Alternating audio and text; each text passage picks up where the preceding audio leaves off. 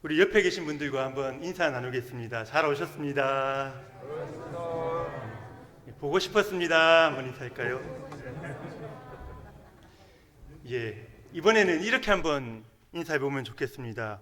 하나님의 마음으로 전도합시다. 이렇게 한번 인사해 보겠습니다. 감사합니다. 제가 우리 능평교회에 온 지 거의 2년이 다 되었습니다. 저희 능평교회에서 부목사로 생활을 하면서 제게 많은 자부심이 있습니다. 마음이 따뜻하신 우리 담임 목사님, 그리고 항상 교회를 생각하시는 우리 장로님, 우리 권사님들, 그 외에도 많은 이유가 있는데요. 그 중에서도 우리 능평교회가 가장 자랑스러운 이유가 있다면 바로 우리 교회가 전도하는 교회라는 것입니다. 코로나도 추운 겨울도 우리가 전도하는 것을 막지를 못했습니다. 지금도 화요일 목요일마다 우리 여러분들 또 나오셔서 함께 전도에 동참하고 계시는데요.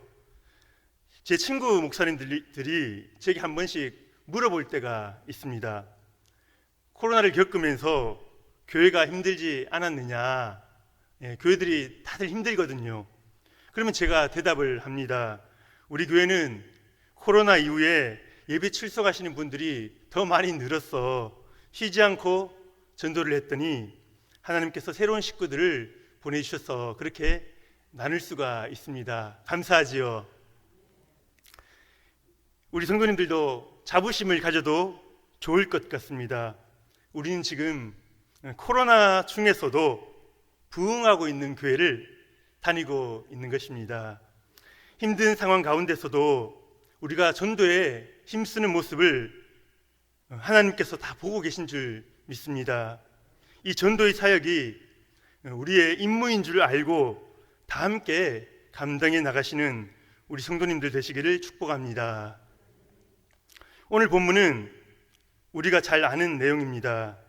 잃은 양의 비유, 그렇게 이야기를 합니다. 세리와 죄인들이 예수님 말씀을 들으러 나온 것입니다. 그러자 바리새인과 서기관들이 어떻게 합니까? 자기들끼리 모여서 수근수근 거리는 거죠. 이 예수라는 자가 죄인과 함께 먹고 죄인과 함께 거한다, 그렇게 수근수근 거리고 있는 것입니다. 그걸 아신 예수님께서 이들을 향해서 이 비유를 말씀하시는 겁니다. 너희 중에 양이 100마리가 있는데 그 중에 한 마리를 잃어버리면 어떻게 하겠느냐 질문을 던지시거든요. 우리 성도님들 어떻게 하시겠습니까? 양을 100마리를 키웁니다. 그런데 그 중에 한 마리를 잃어버렸어요. 그러면 어떻게 하시겠습니까? 99마리를 들에 두고, 들에서 양떼를 먹이잖아요. 들에 남겨두고 잃어버린 그 한 마리를 찾으러 가지 않겠느냐, 그 말씀을 하고 계시는 것입니다. 그래서 그 양을 찾게 되면 어떻게 합니까? 그 양을 그냥 끌고 오는 게 아니고요, 그 양을 어깨에 메고, 아기를 어깨에 들쳐매는 것처럼 어린 양을 어깨에 메고 돌아와서 이웃과 친구들을 또 다 불러 모읍니다. 잔치를 한다는 거죠. 잃어버린 내 양을 찾았다, 잔치를 연다는 것입니다. 우리가 이 비유를 들으면 이런 생각이 들 수 있습니다. 한 마리를 찾기 위해서 99마리를 들에다가 뒀다가는 더 많은 양을 잃어버리면 어떻게 합니까? 또 어린 양 한 마리를 찾았다고 이웃들과 잔치를 열면은 더 많은 비용이 들지 않겠느냐 하는 것이죠. 맞는 말 아닙니까? 손해와 이익을 계산해 보면 이게 합리적이지 않다는 것입니다. 그렇다면 예수님이 이 비유를 통해서 하시는 말씀이 무엇인가 하는 거죠. 그만큼 그 한 마리 양이 소중한 만큼, 그리고 그 손해를 다른 99마리가 어떻게 될 줄 모르는 그 손해를 각오할 만큼 잃어버린 한 마리의 양이 너무나 소중하다. 이 주인에게는 이 한 마리의 양이 그만큼 소중하다 하는 것을 말해주는 것입니다. 우리 오늘 7절 말씀 우리 같이 한번 보겠습니다. 7절 말씀 시작.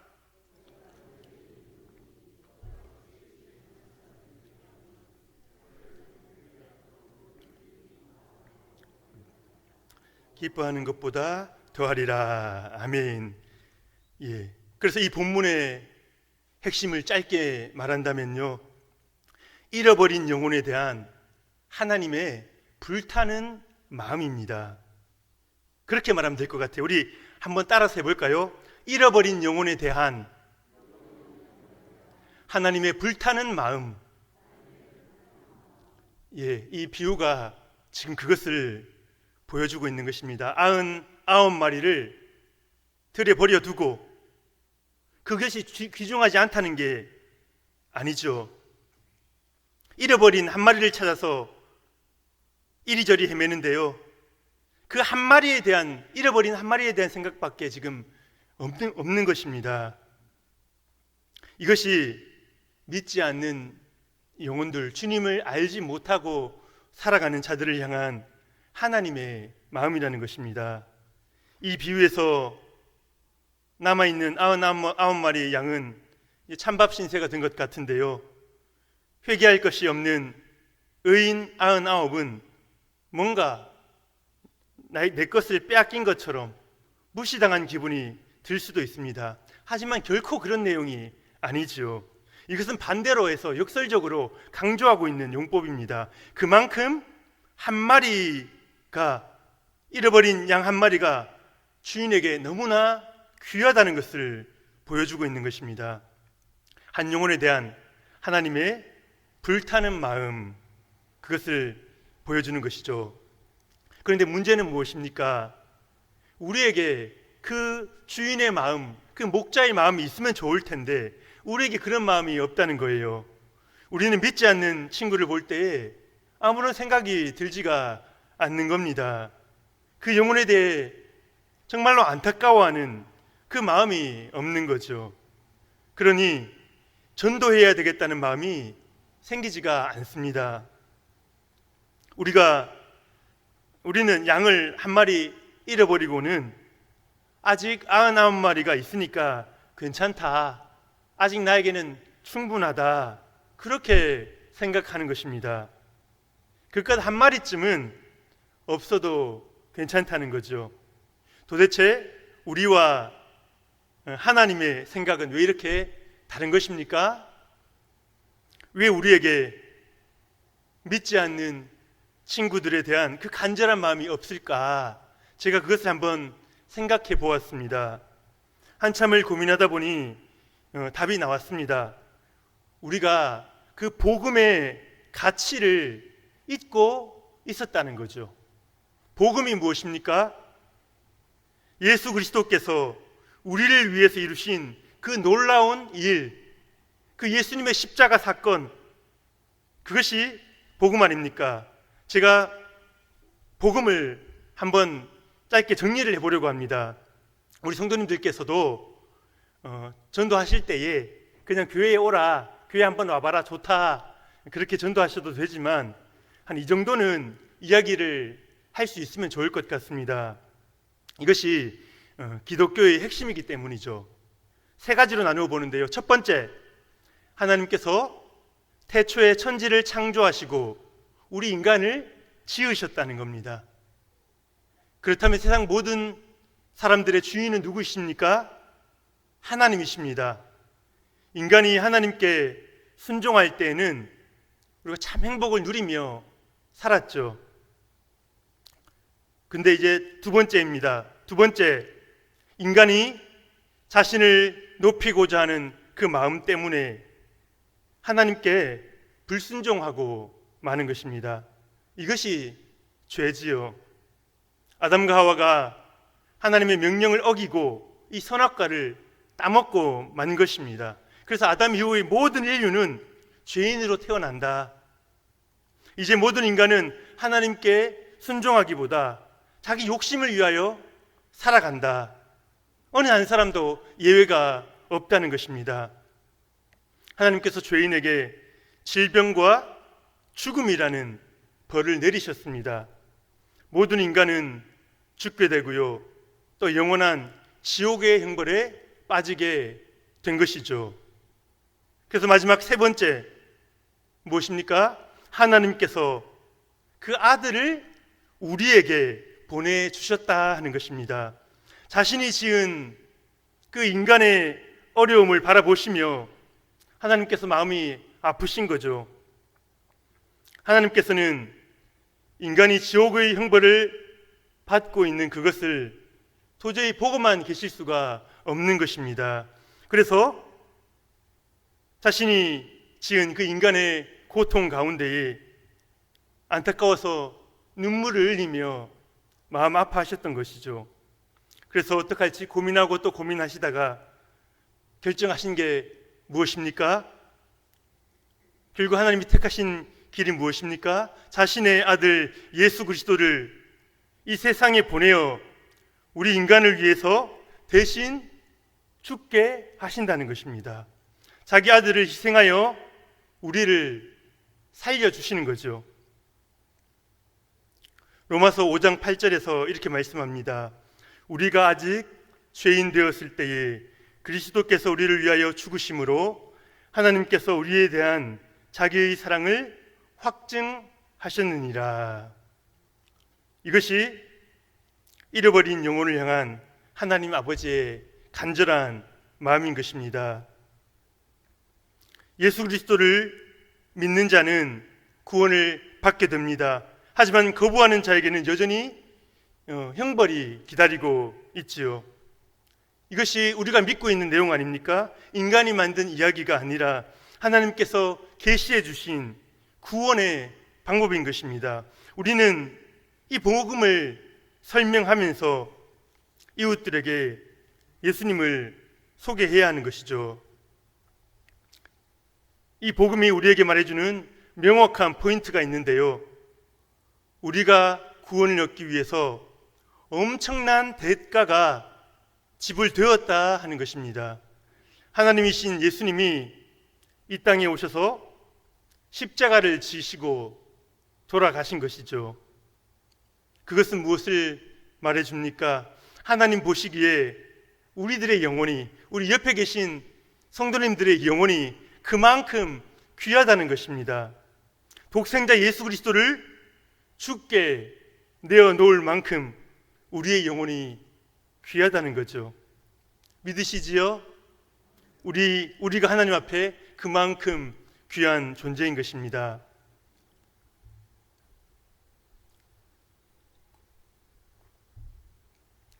토마스 선교사님에 대해서 들어보신 적 있으시지요? 한 번은 제가 토마스 선교사님에 대한 글을 읽다가 주체할 수 없는 눈물이 났습니다. 흥선대원군의 쇄국 정책 다들 아실 겁니다. 바로 그 시절 때의 이야기인데요, 서양 사람들은 모두 오랑캐다, 그들과 어떠한 교류도 하지 않는 때였죠. 이때 커다란 배가 이 대동강에 나타난 것입니다. 평양을 향해서 다가옵니다. 조선과 통상을 하고 싶어서 온 미국의 배였습니다. 근데 흥선대원군이 어떻게 하죠? 사람들을 시켜서 그 배를 공격하게 합니다. 그래서 배는 이 조선 군대의 불화살을 피하려고 이리저리 움직이다가 그만 대동강 모래톱에 걸려서 꼼짝도 못하게 된 것입니다. 그러자 조선 군인들이 작은 배에 장작을 싣고 이제 불을 질러서 그 배를 다 태워버리고 만 것이죠. 배 안에 있던 선원들 대부분이 이제 화염에 휩싸여서 목숨을 잃었고요, 이제 몇 명은 목숨을 부지하기 위해서 강으로 뛰어든 겁니다. 하지만 그 자리에서 다들 생포되어서 몽둥이로 두들겨 맞거나 참수형을 당하게 되는 거죠. 이 배의 이름이 뭔지 아십니까? 옛날에 국사책에 나왔었는데요, 제너럴 셔먼 호입니다. 바로 이 배에 토마스 선교사님이 타고 있었던 겁니다. 배가 화염에 휩싸이자 이 토마스 선교사님은 가지고 있던 성경책을 품에 안고 강으로 뛰어듭니다. 하지만 다른 사람들처럼 곧바로 붙잡히고 맙니다. 그래서 그를 죽이려고 하는 군사들에게 이 토마스 선교사님이 성경책을 자꾸 내밀지요. 이것이 그가 선교사로서 했던 모든 일이었습니다. 토마스 선교사님은요, 곧바로 그 자리에서 참수형을 당하고 27살의 나이로 생을 마감하게 됩니다. 이분이 최초의 선교사, 한국 최초의 선교사로 기록된 토마스 선교사님입니다. 이 토마스 선교사님은요, 원래 런던 선교회 파송으로 중국에서 사역을 하려고 했었습니다. 그래서 중국 땅에 머물렀었는데요, 하나님께서 그 마음을 움직이셨는지 이 중국 땅에 있으면서 조선이라는 나라에 대해서 계속 이야기를 듣게 되는 것입니다. 조선에서 천주교인들에 대한 학살이 자행되고 있다. 아직 그곳에는 선교사가 한 명도 없고 사람들은 주님을 알지 못한 채로 죽어가고 있다. 그 소식을 듣게 되는 것입니다. 조선의 영혼들을 생각할 때 이 토마스 선교사님의 마음이 너무 뜨겁고 간절해졌습니다. 그래서 이제 자신이 그것으로 가겠다고 하나님 앞에 다짐을 하는 거지요. 이제는 조선 말을 배우면서 들어갈 기회를 찾습니다. 한 번은요, 작은 목선을 타고 가다가 풍랑을 만나서 겨우 목숨만 건지기도 하고요. 또 그러던 중에 이제 조선과 통상하기 위해서 제너럴 셔먼호가 통역관을 찾는다 하는 이야기를 듣고 너무나 기뻐서 그 배에 같이 타게 되었던 것입니다. 이 토마스 선교사님이 영국에 있는 아버지와 주고받은 서신이 남아 있는데요, 그걸 보면 정말 가슴이 아픕니다. 토마스 선교사님이 중국에 있는 동안 아내가 풍토병으로 죽은 것입니다.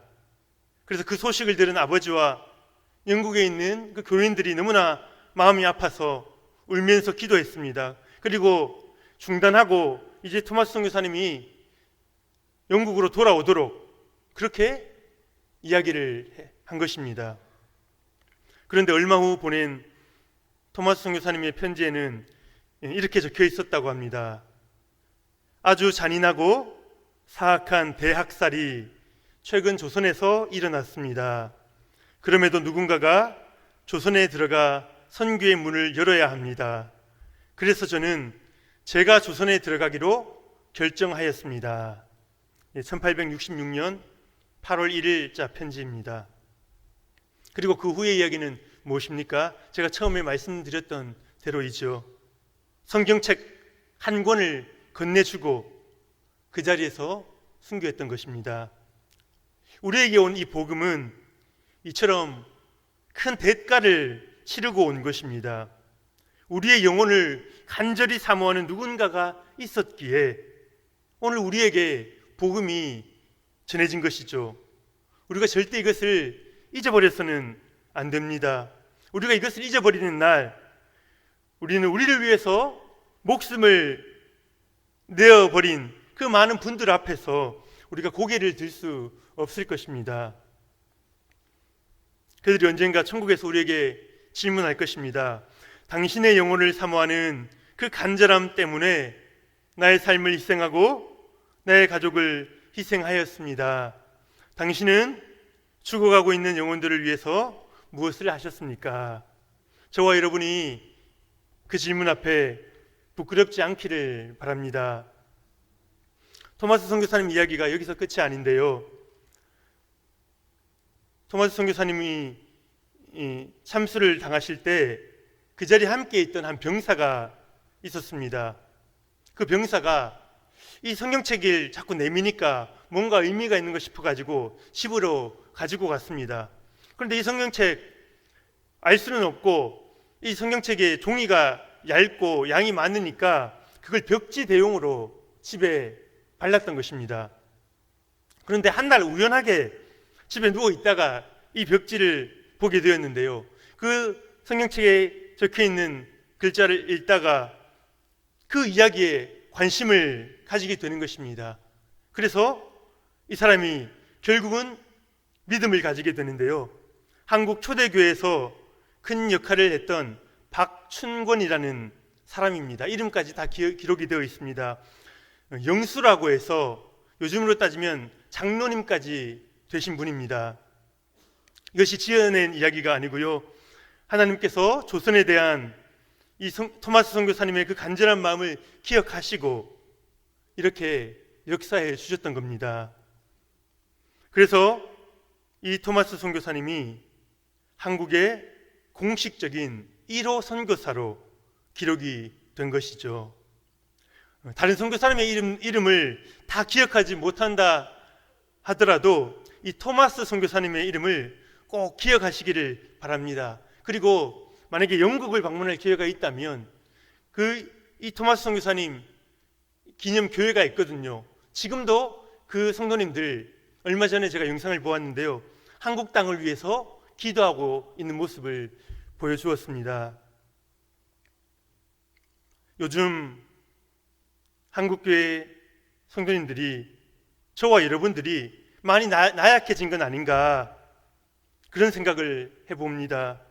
세상의 비난이 두려워서 기독교인으로서의 모습을 담대하게 보여주지 못하고 자꾸만 구멍 속으로 숨어 들어가고 있는 것 아닙니까?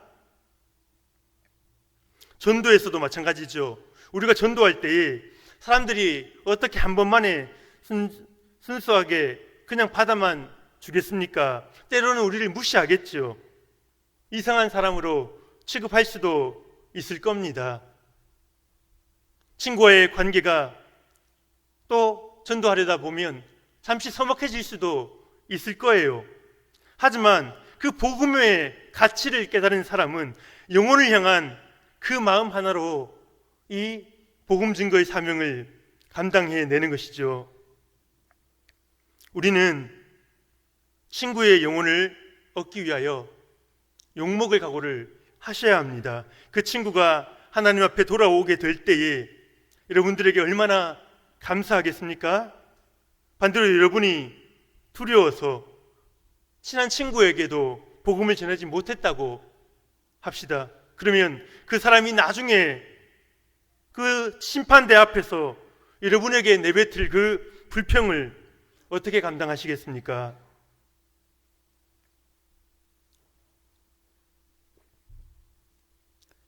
제가 몇 년 전에 슬픈 소식을 접하게 되었는데요. 중고등학교 시절 한 교회에서 함께 신앙생활을 했던 친구가 원인이 모를 암에 걸린 것입니다. 안타깝게도 암이 4기까지 이미 진행된 상태라 항암 치료 외에는 어떤 치료 방법도 사용할 수가 없었습니다. 이 친구는요, 중학교 때 처음 전도를 받아 저희 교회에 나왔었어요. 그런데 빠르게 믿음이 성장하면서 교회에서 중요한 역할들도 많이 했었는데요. 그 친구가 이제 대구에 살고 있는데 정밀 검사를 위해서 서울에 올라온다 하는 이야기를 듣고 다른 친구들과 함께 그 친구가 있는 병원으로 이렇게 방문하였습니다. 그런데요, 그 친구는 이 심각한 상황에서도 놀라운 침착성을 가지고 하나님께 감사하다고 이야기하는 겁니다. 문병을 간 저희들이 오히려 도전을 받는 시간이었죠. 그 친구는 자신이 왜 이렇게 심각한 병에 걸렸는가 아무리 생각해봐도 이해가 되지 않는다는 겁니다. 술과 담배도 하지 않았고요, 식사도 그렇게 잘 챙겨 먹었다고 합니다. 헬스클럽 다니면서 운동도 꾸준히 했습니다. 거기다 직장에서 하는 건강검진까지도 꾸준히 받았으니 이 정도로 몸 관리를 했으니 암에 걸린 이유가 도대체 뭔가 궁금했던 거죠. 그런데 그 친구가 이어서 조심스럽게 부모님의 이야기를 꺼내는 겁니다. 자신이 하나님의 은혜를 깨닫고 난 뒤 신앙이 없으신 부모님이 너무 불쌍하게 여겨지고 그 영혼을 위해서 기도하고 전도해야 되겠다고 마음을 먹은 것입니다.